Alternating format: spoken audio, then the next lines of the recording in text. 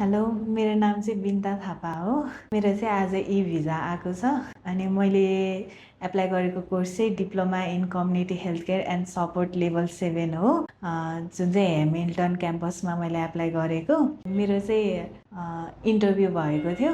Interview चाहिँ मेरो 9 minute जस्तो भएको थियो। त्यसमा चाहिँ अब मेरो बारेमा मेरो डेट अफ बर्थहरू अनि मेरो वर्किङ एक्सपिरियन्सहरू सोध्नु भएको थियो। त्यस्तो धेरै लामो इन्टरभ्यू भएको थिएन।